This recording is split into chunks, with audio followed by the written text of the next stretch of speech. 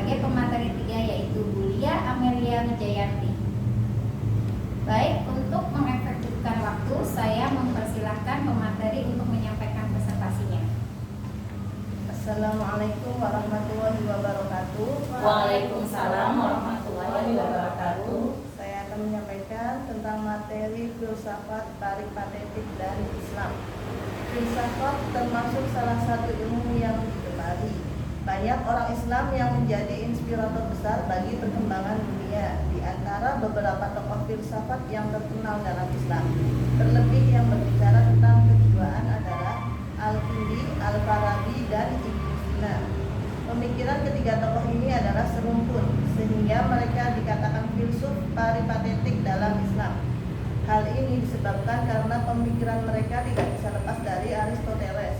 Filsafat kejiwaan yang mereka bahas tidak lepas dari konteks teologi, yaitu banyak berkaitan dengan masalah ketuhanan.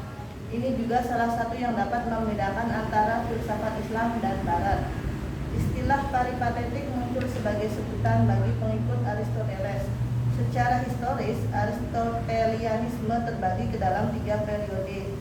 Pertama, paripatetik masa-masa awal yang dimulai sejak Aristoteles hingga meninggalnya Plato tahun 322 sampai 270 sebelum Masehi.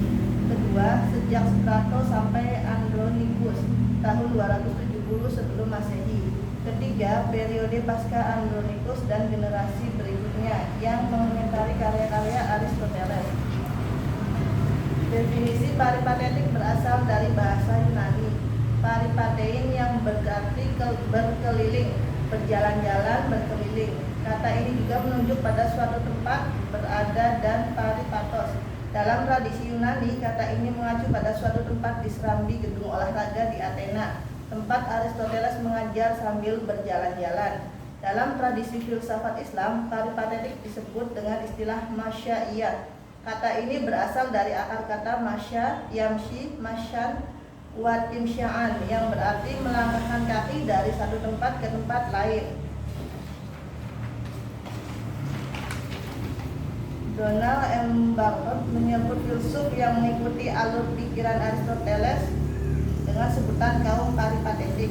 Kaum paripatetisme adalah istilah bagi falsafah yang mengikuti jalan Aristoteles yang tentunya tidak hanya ada dalam Islam, tetapi setelah wafatnya Aristoteles sudah ada yang menjadi pengikut Aristoteles. Para filsuf paripatetik dalam Islam antara lain adalah Al-Kindi, Al-Farabi, dan Ibnu Sina. 1. Al-Kindi. Abu Yusuf Yakub bin Ishaq Al-Kindi adalah nama lengkap dari Al-Kindi. Lahir di kota Kufah, Irak pada tahun 801 Masehi atau 185 Hijriah. Al-Kindi merupakan seorang bangsawan. Al-Kindi hidup dalam atmosfer intelektualisme yang dinamis saat itu, khususnya di Baghdad dan Kufah, yang berkembang beragam disiplin ilmu pengetahuan, filsafat, geometri, astronomi, kedokteran, matematika, dan sebagainya. Al-Kindi tidak hanya dikenal sebagai penerjemah, tetapi juga menguasai beragam disiplin ilmu lainnya, seperti kedokteran, matematika, dan astronomi.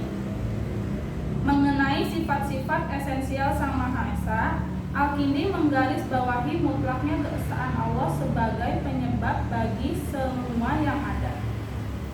Tanpa kesatuan semacam itu tidak akan ada satu apapun. Akibat kesatuan inilah segala sesuatu menjadi ada, dan sekiranya Dia berhenti memelihara dan mengatur alam semesta, segala yang ada bakal hancur berantakan. 2. Al-Farabi. Al-Farabi dikenal dengan sebutan guru kedua setelah Aristoteles karena kemampuannya dalam memahami Aristoteles yang dikenal sebagai guru pertama dalam ilmu filsafat. Dia adalah filsuf Islam pertama yang berupaya menghadapkan, mempertalikan, dan sejauh mungkin menyelaraskan filsafat politik Yunani klasik dengan Islam. Nilai kehendak terletak pada kebebasannya. Al-Farabi telah menjelaskan bahwa manusia bisa berbuat baik jika kehendak, karena ia bebas untuk mewujudkan apa yang ia kehendaki dan perbuat. Akan tetapi kebebasan ini tunduk kepada hukum-hukum alam. Masing-masing diberi fasilitas sesuai kejadiannya. Perhatian Allah mencakup segala hal dan berhubungan dengan setiap orang, dan setiap yang ada ini terjadi atas kode dan kodanya. Sedangkan dalam masalah teologi, Al-Farabi juga sependapat dengan pendapat yang dikemukakan oleh Plato.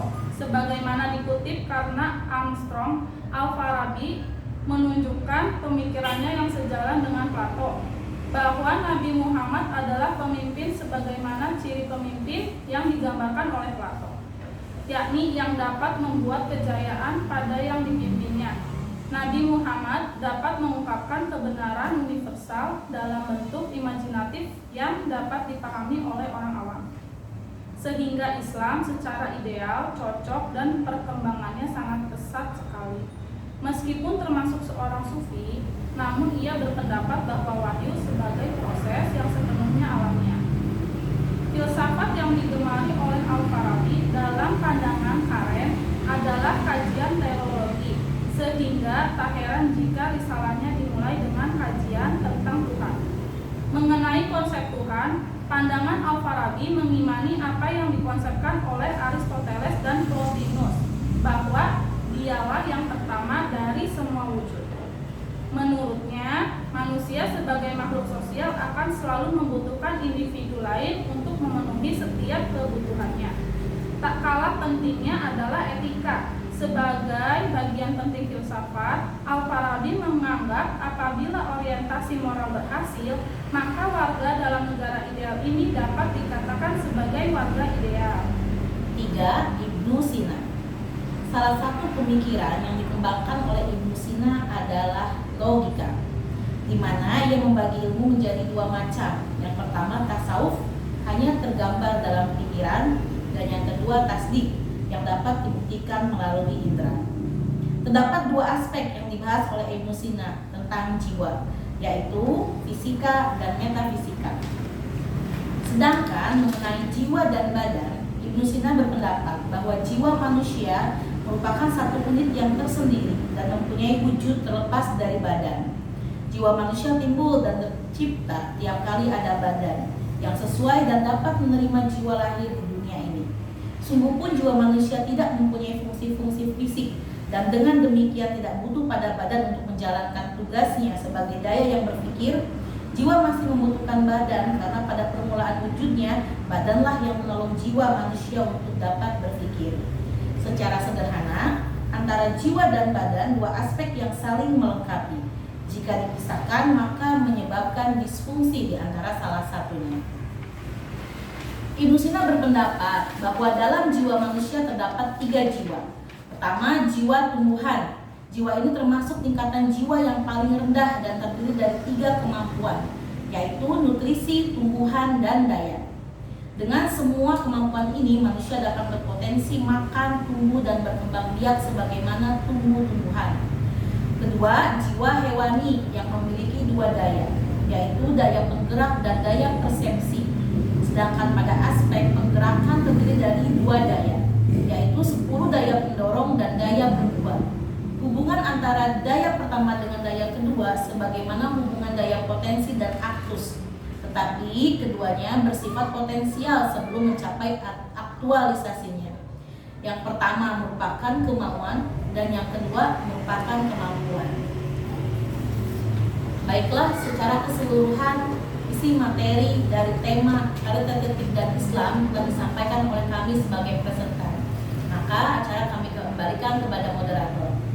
Alhamdulillahirrabbilalamin, seluruh materi pada tema yang berjudul Paritatif dan Islam telah disampaikan. Saya sebagai moderator dan mewakili kelompok 14 untuk mata kuliah filsafat, mohon maaf atas segala kekurangan dan atas perhatiannya kami sampaikan terima kasih. Wassalamualaikum warahmatullahi wabarakatuh. Waalaikumsalam warahmatullahi wabarakatuh.